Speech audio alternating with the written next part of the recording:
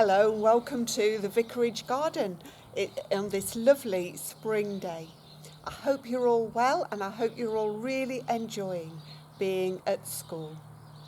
I'm going to tell you a story today which started off in a garden, but it's about someone who's called Silas. Silas the sleepy shepherd.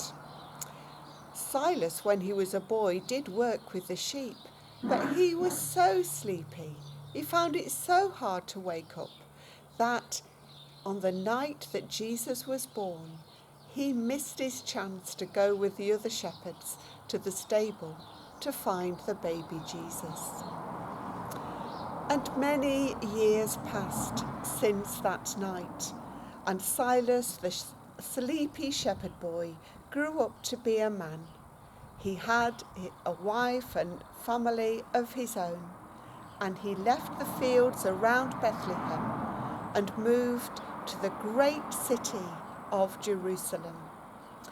And there was more work to be found, but he still used to doze off. But things did get a bit better. It wasn't easy though, because he'd got a reputation for falling asleep when he was meant to be looking after the sheep, so that didn't help him get jobs. But after a while, he was hired to look after the goats of a wealthy man who owned a beautiful and mysterious garden on the edge of Jerusalem at a place called Gethsemane. And one spring, Jerusalem was in turmoil. There was a preacher from Nazareth called Jesus who had come to the city. Jesus was speaking about God in a new way. It was a beautiful way, but it was also worrying for some people.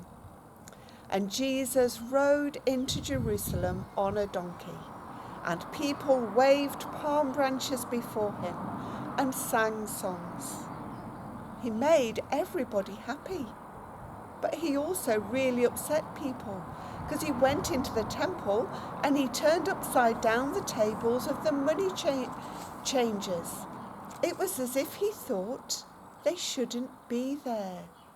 And more than that, it was as if he thought we didn't need the temple anymore. He said that he came from God, that he was God's chosen one, God's son. He said he had come to bring forgiveness and God's kingdom of peace on earth. Yes, Silas heard that, and those words rang a bell in Silas's mind and heart. Peace on earth, the rule of God.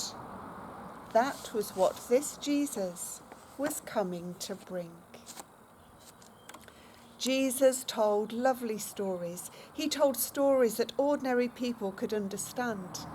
Stories about family fallouts, about harvests, whether they were good or bad, and the dangers of travelling on the open road.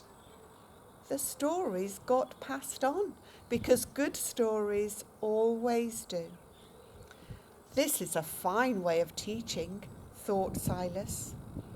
And there was one story that Silas loved the best.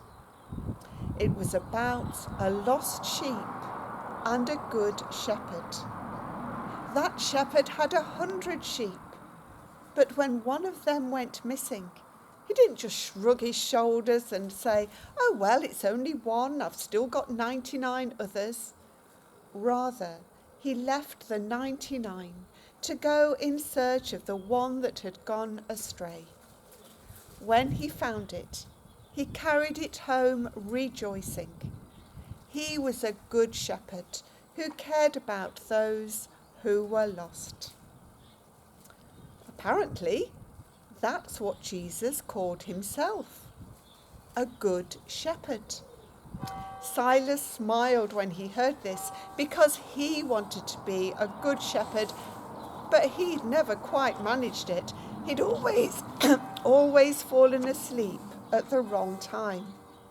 And in many ways, Silas was a bit lost himself. But still, the name Jesus was strangely familiar. It rang a bell in his heart now. Silas had heard it before, but he couldn't remember where.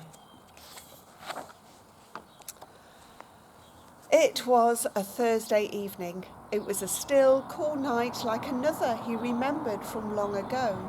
Stars sparkled in an inky black sky. An owl hooted in the darkness, searching for its prey. Silas was in the Garden of Gethsemane, watching the few sheep and goats that he now looked after. He still found it hard to keep awake, but fortunately the animals were quite old and they didn't wander far, and there was little danger in this peaceful place. Silas was feeling very sleepy. Indeed, he was almost asleep when suddenly he heard voices.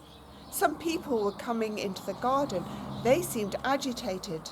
Something was worrying them. They didn't see Silas, but he could hear and see them.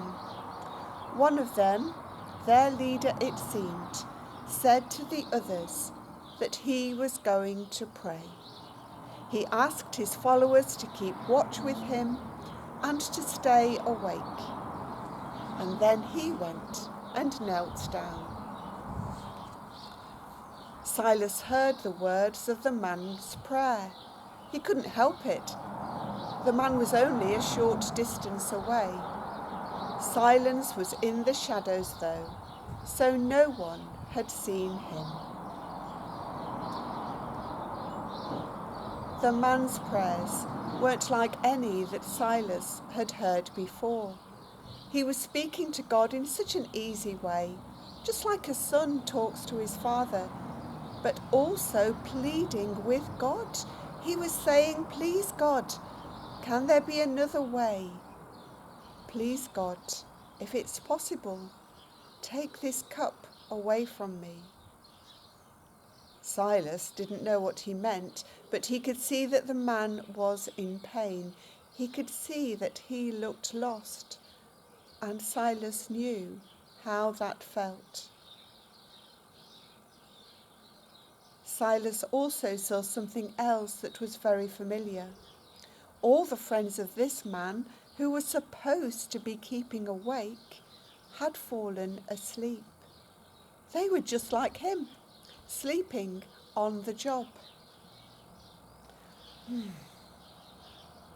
Silas smiled to himself.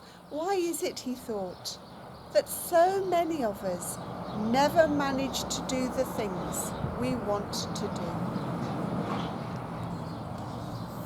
Then he felt sorry for the man who was praying on his own. He seemed like a good person, and he was obviously very anxious about something. The man got up and went over to his friends. He was cross with them.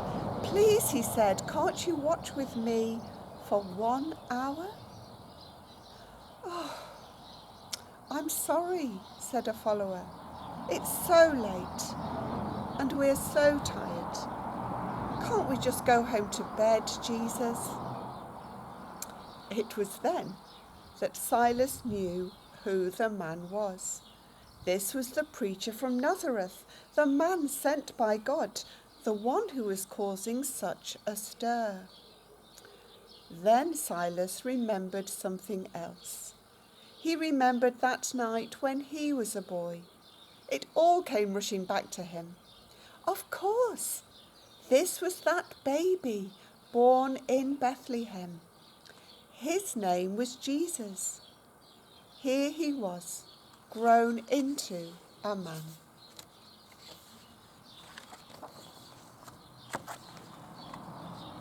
Silas realised that what his friends had told him all those years ago was true. There was a baby born in a manger, God's son. come to bring peace on earth. Silas trembled with anticipation. At last he was seeing the person his friends had seen all those years before. He watched Jesus go back to his prayers. He watched the tears roll down his face as he spoke to God. He also saw his followers fall asleep once more.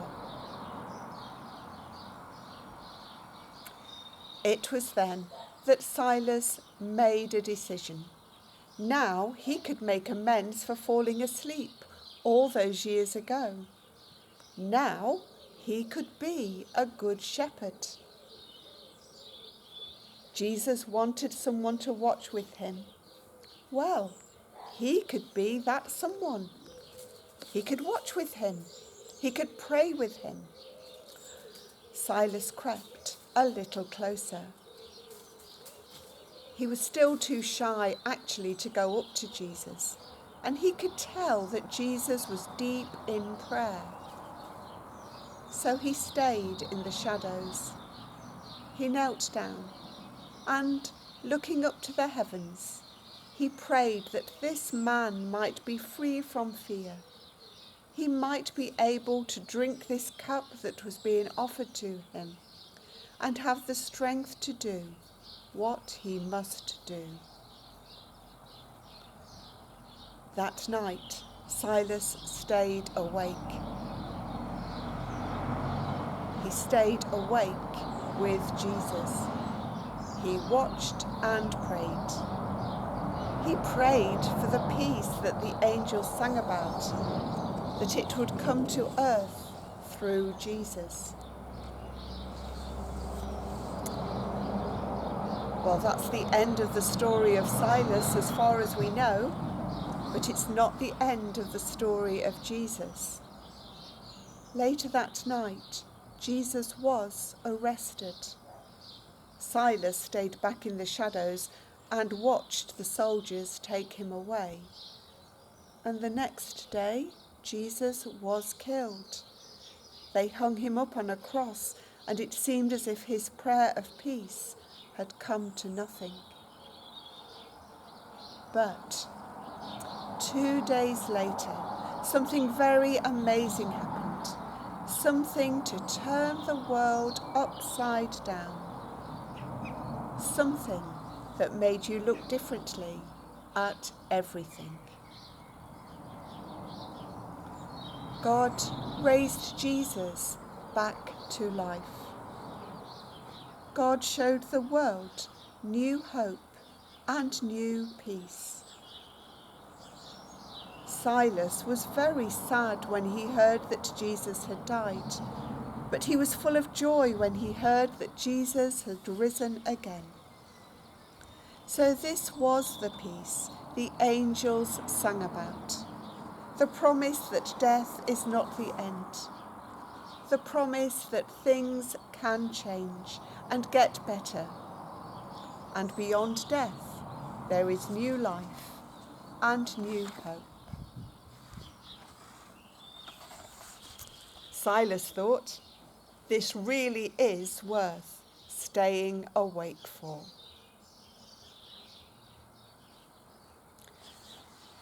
So I hope you have a very happy Easter, and God bless you, everybody.